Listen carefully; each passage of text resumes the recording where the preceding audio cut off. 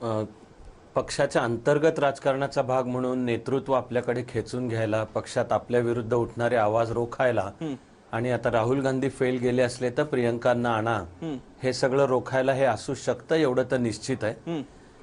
पण मला पुन्हा मूळ मुद्द्याचा जो मला मूळ वाटतो आणि जास्ती गंभीर आहे, कोणत्याही परिस्थितीत सभापतींवर पक्षपातीपणाचा आरोप ही कमालीची गंभीर गोष्ट आहे.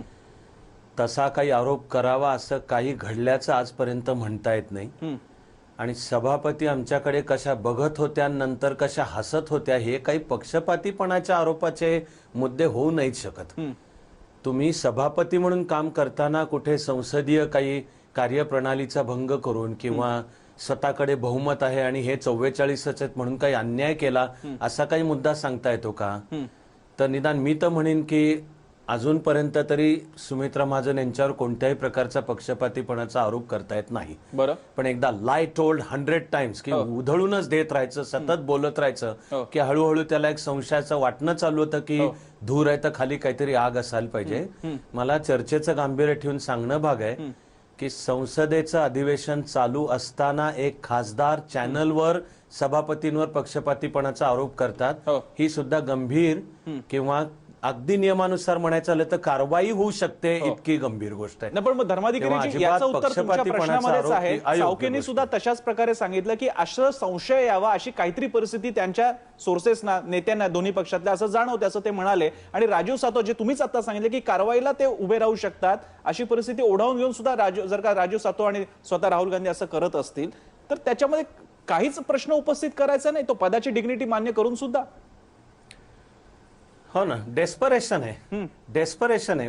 लोकसभा निवडणुकीतला पराभव, त्यातनं काही रस्ता. मी तर म्हणेन की एक जबाबदार देशातला काँग्रेस अजूनही एक मुख्य आहे ना पक्ष, सीटावर नको जायला आपण. 10 कोटी मतदारांनी मतदान दिलेलं आहे आणि लोकशाहीच्या हितासाठी आवश्यक गोष्ट आहे की 2 किंवा त्यापेक्षा जास्ती पक्ष समर्थपणे उभे पाहिजेत. पण मी म्हणेन काँग्रेसची मग जबाबदारी बनते प्रामाणिक अंतर्मुख होऊन चिंतन करा. हे लोकांनी आपल्याला आता का नाकारलं हे करून उत्तर मांडा.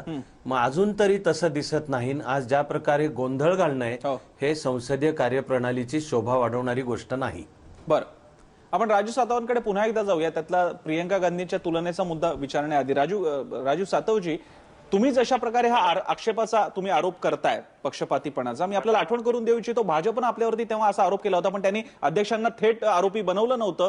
पण राहुल गांधींना तरतूद नसताना आणि तसं अजेंड्यावर नसताना सुद्धा कशा प्रकारे बोलू दिलं होतं, तो मुद्दा फार गाजला होता. असं असताना तेव्हा सुद्धा भाजपनं जर का अध्यक्षांवरती आरोप केले नव्हते तर तुम्हाला असं वाटत नाही हे फार अगदी प्रीमॅच्युअर ठरलेलं आहे की अजून पहिलंच अधिवेशन आहे, अशावेळी थेट तुम्ही अनेक वर्षांची परंपरा असणाऱ्या आणि निवडून आलेल्या अशा व्यक्तीला, ज्यांना सभागृहाच्या कामकाजाचा अनुभव आहे, लगेच आरोपी बनवताय? मला 2 मुद्दे मांडायचे. पहिला म्हणजे अतुल भाटकर, अतुलजींनी मुद्दा मांडला झोपेचा. अतुलजी, माझ्याकडे क्लिप आहे. बजेट जेटलीजी प्रेझेंट करत होते आणि त्यावेळेस या देशाचे लाडके पंतप्रधान झोपलेले होते. त्यामुळे झोपेच्या संदर्भात चर्चा करायची तर दररोज जेटली किती वेळ झोपतात त्याच्या संदर्भात आपण निश्चितपणानं बोलू आणि त्याची चर्चा आपण सविस्तर करू. पहिला मुद्दा हा. दुसरा मुद्दा, धर्माधिकारी सरांनी सांगितलं डेस्परेशनचा. निश्चितपणानं डेस्परेशन आहे. डेस्परेशन ह्याचं आहे की आम्ही आजचे दिन कधी येत आहेत ते शोधतोय. डेस्परेशन निश्चितपणानं आहे की या महाराष्ट्रासकट देशातला शेतकरी हा दुष्काळानं होरपळत चाललेला आहे. डेस्परेशन याचं आहे की त्या शेतकऱ्याला मदत कधी मिळणार आहे. आणि डेस्परेशन निश्चितपणानं आहे की सरदार पटेलांच्या स्मारकासाठी 200 कोटीची तरतूद होते. या महाराष्ट्राने 42 खासदार दिलेत. शिवाजी महाराजांच्या स्मारकासाठी 1 रुपया सुद्धा मिळाला नाही. शेतकऱ्यांसाठी पैसे नाहीत. महिलांच्या अत्याचाराच्या विरोधात तुमच्याकडे काही अजेंडा नाही आणि म्हणून डेस्परेशन आहे.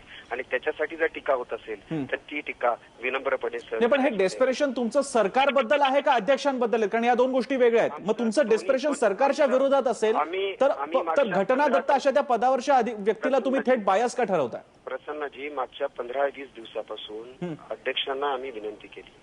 अध्यक्ष ज्यावेळेस अध्यक्ष म्हणून निवडून आल्या, एक मराठी व्यक्ती त्या पदावर बसली, त्याचा अभिमान या देशातल्या सगळ्या मराठी माणसांना होता, आम्हाला सुद्धा होता.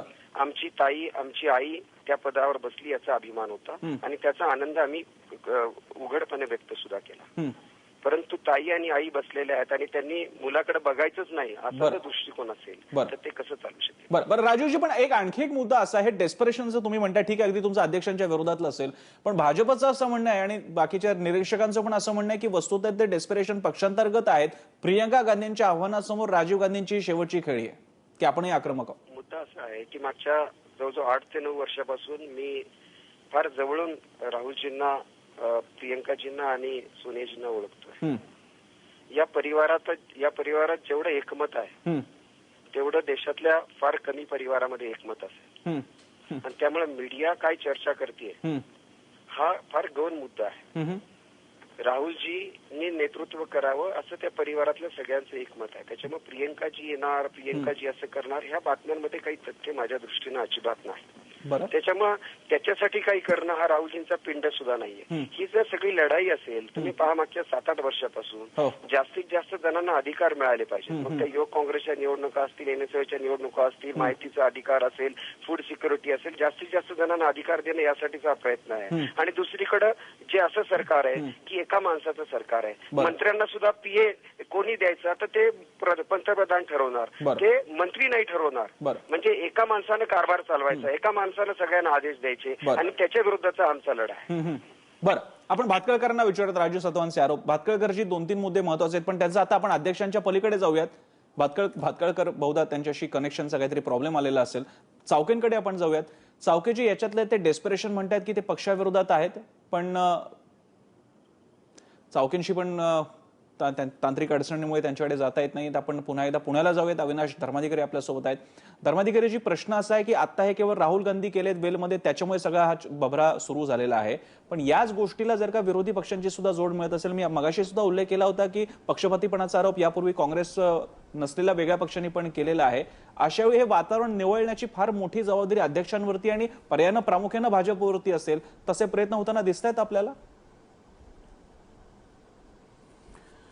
एक म्हणजे अजूनही मी म्हणतोय की पहिलं अधिवेशन आहे, सरकारचे 100 दिवस सुद्धा झालेले नाहीयेत. जगातल्या कुठल्याही लोकशाहीमध्ये जर लोकांनी निवडून दिलेलं नवं सरकार असेल तर त्याला काहीतरी काम करायला मुदत किमान एक मानली पाहिजे, ज्याचं एक मजेदार नाव हनीमून पिरियड आहे. बरं, तर हे कुठलाच असा वेळ द्यायला तयार नाहीत आणि अजून पहिल्याच अधिवेशनात पक्षपातीपणाचा आरोप हे ऍक्च्युअली असंसद, हे लोकशाहीच्या हिताचं नाहीये. बरं, आणि एक जबाबदार विरोधी पक्ष म्हणून जी भूमिका बजावायची त्यालाही शोभेची गोष्ट नाहीये. बरं, चावकेंकडे जाऊयात. दिल्लीहून आपला संपर्क प्रस्थापित झालेला आहे. चावकेजी, पण काँग्रेस ज्या प्रकारे हा विरोध करताय त्यातला अध्यक्षांच्या विरोधाचा भाग सोडून द्यावा, पण या निमित्तानं काँग्रेस ऍक्टिव्ह आहे आणि विरोधी पक्ष म्हणून आम्ही क्लेम करतो, जरी आमची संख्या कमी असली तरी त्या अर्थानं आमचा नैसर्गिक दावा सिद्ध करण्यासाठी काँग्रेसचा हा प्रयत्न आहे आणि तो कदाचित यशस्वी होऊ शकेल. काँग्रेसनं जो विरोधी पक्ष नेतेपदासाठी दावा केलेला आहे तो खरं तर त्यांची 10% संख्याबळ नसल्यामुळं त्यांनी तो फार त्याला ताणून धरण्यात काही अर्थ नाहीये. बरं, कारण आणि भलेही ते कायद्यानं 1977 नंतर दुरुस्त्या झाल्या असतील आणि जो सर्वात संख्याबळानं मोठा पक्ष त्याला विरोधी पक्ष नेतेपद मिळालं पाहिजे असं जरी कायद्यानं मान्य केलं असेल तरी आतापर्यंत जी परंपरा आणि जे हे राहिलेलं आहे काँग्रेस पक्षाचंच धोरण राहिलेलं आहे जवाहरलाल नेहरू पासून राजीव गांधींपर्यंत, तर त्या प्रश्नात आता फारसं पडू नये. आणि काँग्रेसला खरंच जर आपलं अस्तित्व सिद्ध करायचं आहे तर ते रस्त्यावर उतरून आणि आंदोलनाने आणि जनतेच्या भावना परत कार्यकर्त्यांचे जे हे आहेत अपेक्षा आहेत त्या पूर्ण करून त्यांनी करायला पाहिजे. निवडणुका आता 5 राज्यांमध्ये आहेत तोंडावर, पण काँग्रेसची कुठलीही शून्य तयारी आहे अशी परिस्थिती आहे. आणि अशा परिस्थितीत 2.5 महिने झालेले आहेत निवडणुकीचा निकाल लागून. काँग्रेसनं कुठलाही आढावा घेतलेला नाही, कुठलाही गंभीर आत्मपरीक्षण केलेलं नाही. आणि राहुल गांधी यांना जर सोनिया गांधी आणि प्रियंका गांधी यांचं समर्थन आहे असं राजीव सातवजी म्हणतात आहे, तर त्यांनी आता पूर्ण आपलं लक्ष केंद्रित केलं पाहिजे. पण ते फोकस नाहीत, ते गंभीर नाहीत असा पक्षातूनच आरोप होतोय त्यांच्यावर. आपण राजीव सातवांकडे जाऊया कारण शेवटचे काही वेळ उरलेला. मला आशा आहे की भातखळकर सुद्धा आपल्याला मिळतील, संपर्क तुटला असला तरी. भातखळकरांकडे जाऊया आणि सगळ्यात शेवटी राजीव सातवांकडे. भातखळकरजी, मगाशी राजीव सातवांच्या बोलण्याबद्दल आपल्याला प्रतिक्रिया द्यायची होती, बोला. एवढंच म्हणायचंय, त्यांचं भाषण हे त्यांनी जे काही वक्तव्य केलं राजकीय स्वरूपाचं होतं आणि ते मूळ मुद्द्याला बगल देत आहेत की राहुल गांधींसारख्या त्यांच्या पक्षाच्या क्रमांक 2च्या नेत्यांनी वेलमध्ये जाऊन संसदीय परंपरा तोडली. हे चांगलं केलं का वाईट केलं? त्यांच्याच पक्षाचे ज्येष्ठ खासदार कमलनाथ आज टीव्हीवर असं बोललेले आहेत की मी पक्षपतीपणाचा आरोप लोकसभा अध्यक्षांवर करत नाही, हे त्यांनी स्वतः म्हटलंय. त्यामुळे मला वाटतं जे मॅच्युअर लीडर आहेत, जे वर्षानुवर्ष संसदेत निवडून येत आहेत, ते अत्यंत जबाबदारीने बोलतायत. राजीव सातव असतील किंवा राहुल गांधी असतील, हे मात्र त्या जबाबदारीने बोलत नाहीयेत. ही दुर्दैवाची परिस्थिती आहे. बाकी नरेंद्र मोदी मौनी बाबा झाले, ते झोपायला लागले, अशा प्रकारची इतकी वस्तुस्थितीला सोडून विधानं ते करतायत. मला वाटतं की हे राजकीय विधानं च्या पलीकडे त्यांची जी काही विधानं घेत त्याला काही महत्व नाहीये. आणि वर्षावर तर जाऊ द्यायला पाहिजे लोकसभा अध्यक्षांवर काही आरोप करायला, पण तेवढं सुद्धा काँग्रेसला धीर राहिलेलं नाही. मला वाटतं काँग्रेस हे बौखला गई आहे. हा पराभव त्यांना सहन होत नाहीये. त्यामुळे आंदोलनं करा, ती जनतेत जाऊन करा, पण ती करण्याची संधी आणि वेळ तुमच्यावर येणार नाही, कारण आमचा कारभार अत्यंत चांगला. बरं, आपण राजू सातवकडे त्यांची शेवटची कमेंट आपण घेणार आहोत. राजू सातवजी, समजा धरून चालू हे अग्रेशन गरजेचं असतं, राजकारण असतं, लोकांपर्यंत ते पोहोचवता आलं पाहिजे.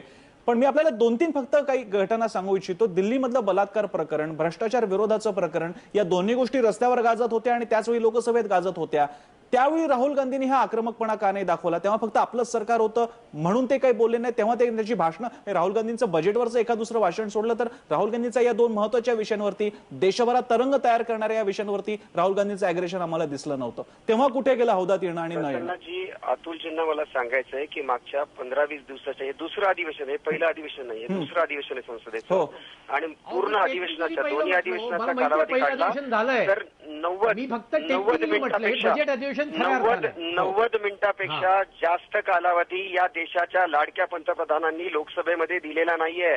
जे देशाचं सर्वोच्च सभागृह आहे त्या सभागृहाला मागच्या 20 दिवसामध्ये फक्त 90 मिनिटाचा कालावधी या पंतप्रधानांनी दिला आहे. आमचा ग्रीव्हन्सेस हा आहे की एका पक्षानं चालवलेलं सरकार, एका माणसाचं सरकार, एका माणसाच्या म्हणण्यावर चालणारं सरकार आणि बाकीच्या कोणालाही काही अधिकार नसलेलं सरकार आहे.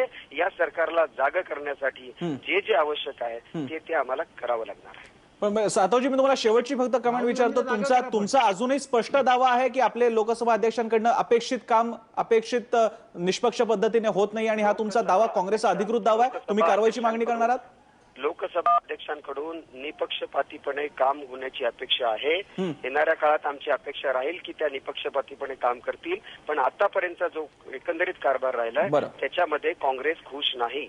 बरं, राजू सातव आणि आपल्याला सगळ्या मान्यवरांनी वेळ दिला, पण हा महत्वाचा आणि गंभीर मुद्दा आहे. इतक्या लवकर हा मुद्दा काढायला हवा होता का? पण लोकांचं जर का पक्षाचं इम्प्रेशन असेल, काँग्रेससारख्या प्रमुख मोठ्या विरोधी पक्षाचं असं इम्प्रेशन असेल तर त्याची दखल सत्ताधाऱ्यांना घ्यावी लागेल. आणि त्याचवेळी काँग्रेसलाही दखल घ्यावी लागेल की आता अग्रेसिव्ह होत असणारे राहुल गांधी जे मुद्दे विचारले, सातवांनी त्याचे उत्तर दिलं नाहीत, पण हा आक्रमकपणा आधी महत्वाच्या मुद्द्यांवरती का दिसून आला नाही? आता हा आक्रमकपणा दाखवण्यामागे इतर काही कारणं आहेत का? लोक त्याचाही विचार करतील आणि प्रश्न विचारतील.